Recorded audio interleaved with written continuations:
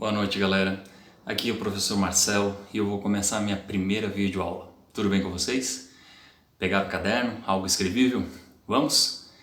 A minha primeira aula vai ser sobre características dos seres vivos. Qual é a característica mais importante para dizer que um ser vivo é um ser vivo? Muitas pessoas diriam que é ter vida. Mas o que é ter vida? Isso simplesmente vai caracterizar um ser vivo? Por exemplo, quando eu tenho uma folha numa árvore, claro, ela é um ser vivo.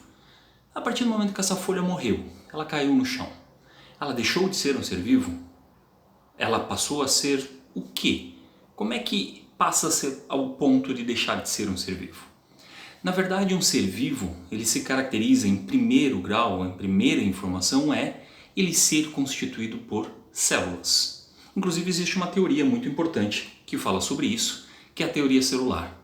A célula é a estrutura morfológica e fisiológica de todos os seres vivos. Como assim? Morfológica.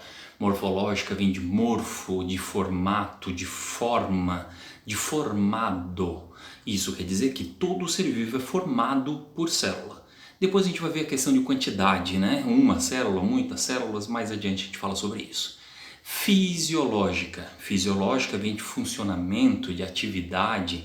Então quer dizer que todo ser vivo ele funciona por causa das células. Então a teoria é muito simples. Ela se resume em dizer que todo ser vivo é formado por célula e ele funciona por causa das suas células. Quando a gente fala ainda sobre essa característica, que é a teoria celular, a gente tem que falar que as nossas células são formadas por compostos químicos. Compostos químicos divididos em dois grupos. São divididos em compostos orgânicos e inorgânicos. Orgânico, a palavra que a gente conhece, né? Lixo orgânico. Orgânico vem de apodrecer, vem de vida, vem de componentes que podem se decompor. Inorgânico não vai ter decomposição.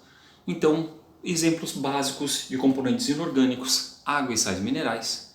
E de componentes orgânicos, nós vamos ter carboidratos, lipídios, proteínas, vitaminas e ácidos nucleicos. Para quem ainda não sabe o que é um ácido nucleico, a gente vai depois retomar e eles têm a ver com DNA. É o que vocês conhecem por enquanto. Tá? Só que depois, uma outra aula, a gente vai destrinchar sobre água, sobre sais minerais, lipídios, proteínas, vitaminas e ácidos nucleicos, ok? Isso fica para uma outra aula. Ainda sobre célula. As células elas são divididas em dois grupos básicos. Elas são divididas em células eucariontes, procariontes. O que é uma célula procarionte a grosso modo? É uma célula não organizada. É uma célula que ela tem material genético, mas o seu material genético vai estar espalhado pelo seu citoplasma. Então ela não tem um núcleo envolvendo, ela não tem uma carioteca, uma membrana nuclear envolvendo seu material genético.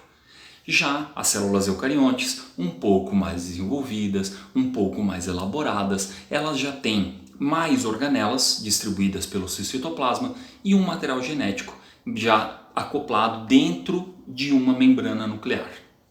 Isso também é assunto para uma outra aula. Então olha só, células são importantíssimas para os seres vivos, para caracterizar um ser vivo. Dois tipos de células, as eucariontes e as procariontes. Mas ainda falando sobre célula tem mais um item importante, a quantidade delas. Existem seres que são formados por uma única célula, a gente vai caracterizar como seres unicelulares. Eu trouxe aqui um exemplo de uma ameba. A ameba é um protozoário, tem as bactérias também, existem alguns fungos unicelulares. Os pluricelulares são aqueles formados por muitas células, diversas células. Por exemplo, todos os animais, todas as plantas. É claro que eu trouxe aqui como exemplo o animal mais lindo que existe no planeta Terra, que é o gambá, né? Outra aula a gente fala melhor sobre isso. E fugindo um pouquinho das minhas características aqui, eu trouxe uma palavra também muito importante chamada de acelular. Claro, não é uma característica dos seres vivos, mas a gente vai ouvir falar sobre essa palavra no decorrer das nossas aulas. A vem de não, uma negação. Acelular são seres que não possuem célula. Eu não falei seres vivos, falei seres, que são os vírus. existe aí uma tendência a classificá-los como seres vivos, mas nada muito oficial, então vamos deixar eles por enquanto fora da classificação dos seres vivos. Quando a gente fala ainda de célula, que é importante, olha só, é uma característica importantíssima, elas também são divididas em dois outros grupos importantes, células animais e células vegetais. As células animais e vegetais elas se distinguem por muitos fatores. E elas têm, por exemplo, a célula vegetal, ela tem uma outra estrutura externa, né, que vai proteger, até por isso que a gente consegue ver que a madeira ela é mais rígida do que uma pele de um animal, tá? Mas essas são as principais diferenças. Existe célula animal e célula vegetal. Outra coisa que é importante é nós falarmos sobre os seres vivos. Todo ser vivo precisa se nutrir. De alguma maneira ele precisa ter alguma nutrição. Alguns conseguem se nutrir sozinhos. Quando a gente fala de plantas, elas conseguem fazer fotossíntese. Elas são chamadas de seres autótrofos. Auto. O prefixo auto vem de eu próprio, eu sozinho consigo. Então uma planta sozinha, paradinha lá no sol, ela vai conseguir fazer a sua fotossíntese. Os animais, por sua vez, eles são classificados como seres heterótrofos. Como assim heterótrofos? Hétero, o prefixo hétero vem de diferente. Diferente quer dizer que um ser heterótrofo, ele precisa de alguém diferente dele para conseguir se nutrir. Nós animais, por exemplo, nós precisamos comer um outro animal, uma planta, um fungo. A gente precisa comer um outro ser vivo para nos nutrir. A gente não consegue nos nutrir sozinhos, a gente não pode parar no sol e fazer fotossíntese. Outra característica, ainda voltando sobre a fotossíntese. A fotossíntese é uma reação química muito importante que ela se resume em a planta, né, os seres fotossintetizantes, elas pegam água, elas pegam gás carbônico e através de uma reação química com o auxílio da luz, não necessariamente solar, mas com o auxílio da luz, elas vão produzir dois compostos. Elas vão produzir o gás oxigênio e também vão produzir a glicose. Outra característica, reprodução. Todo ser vivo tem capacidade de se reproduzir. Existem duas maneiras básicas de reprodução, sexuada e assexuada. A assexuada depois vai ter suas subdivisões, mas como hoje é uma aula introdutória, é apenas para classificação, a gente vai ficar nessas duas. O que significa sexuada? Apesar de lembrar a palavra sexo, ela não tem a ver com sexo. Vou dar alguns exemplos de reprodução sexuada. Tá lá o sapinho, a sapinha, os dois se abraçam, eles vão soltar os seus gametas e os gametas vão se encontrar do lado de fora do corpo. Então não houve sexo, houve junção de gametas. Plantas, muita gente esquece que planta é um ser vivo e que planta tem capacidade de reprodução. Então as plantas, elas vão produzir os seus pólens, vai ter um polinizador, inclusive tem lá a professora lá do infantil conta que a abelhinha foi lá na florzinha, pegou o pólen, levou até a outra florzinha. Na verdade, essa abelha ela pegou um gameta, pegou lá espermatozoide de uma planta e levou até a outra plantinha para fazer fecundação. Então, reprodução sexuada não é necessariamente ter sexo, e sim ter a junção de gametas. Precisa de um indivíduo macho, um indivíduo fêmea, para ter a produção de uma reprodução sexuada. O que é assexuada? De novo o prefixo a, esse prefixo é muito importante para a gente. A é uma negação. Assexuada não tem envolvimento de gametas. Um único indivíduo sozinho consegue se reproduzir. Por exemplo, uma bactéria. Tu tem lá, bactéria redondinha, ela aperta, aperta, aperta e vai formar duas bactérias separadas. Não existe bactéria macho, bactéria fêmea, gameta masculino, gameta feminino. A bactéria simplesmente se divide ao meio e produz dois novos indivíduos. Isso é a reprodução assexuada. Então, vamos lá. Quais são as principais características dos seres vivos? Ele possui célula. Pode ser eucarionte, pode ser procarionte. Pode ser vegetal, pode ser animal. Ele pode ser um ser unicelular ou um ser pluricelular. Isso é a característica primeira. Outra característica, nutrição. Seres autótrofos, seres heterótrofos. Outra característica, terceira, reprodução.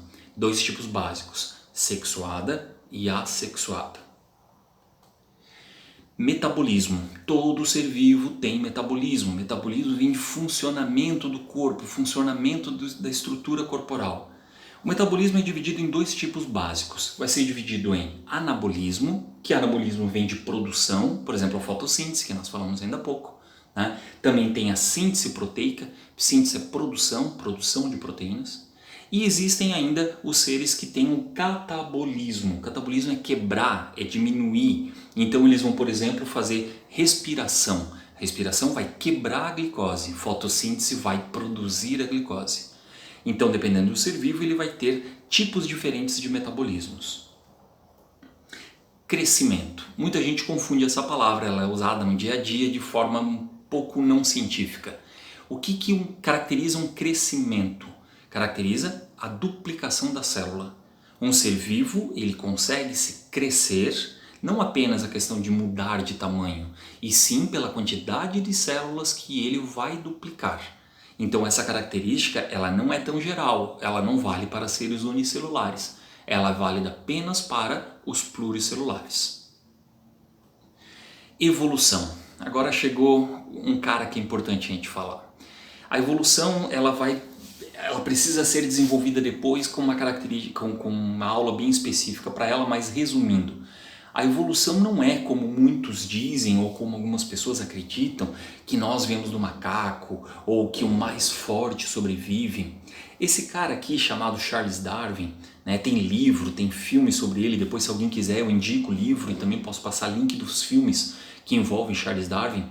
Charles Darwin ele falava muito sobre a teoria da evolução e falava o seguinte, que o melhor sobrevive, não necessariamente o mais forte.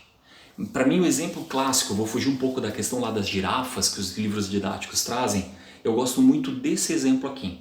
São duas lagartas, aliás, aqui é uma lagarta, em que pelo processo evolutivo ela ganhou uma característica muito importante. Ela ganhou a característica de ter cara de cocô de passarinho. Vê se pode. Então, imagina, tá lá os passarinhos procurando lagartas, lagartas são fofinhas, são cheias de proteína, o passarinho olha para a folha e vê um cocô de passarinho. Ele não vai dar bola, não vai ser apetitoso para ele. Então quando tu olha aqui, não sei se dá para ver muito bem a imagem, mas depois eu posso compartilhar, aqui em cima eu tenho uma lagarta e aqui é o cocô do passarinho. Então as duas têm basicamente a mesma estrutura. Isso se chama evolução.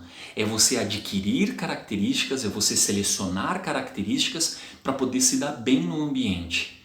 Não é o homem veio do macaco. O macaco e os homens vieram de um ancestral em comum e cada um adquirindo as suas características próprias para desenvolver o seu habitat, para poder conseguir sobreviver melhor. Voltaremos a falar sobre isso. Então, para a gente terminar a nossa aula de hoje, que é apenas sobre característica, o que é importante lembrar sobre características? Todo ser vivo é formado por célula. Todo ser vivo tem alguma forma de nutrição. Todo ser vivo tem metabolismo.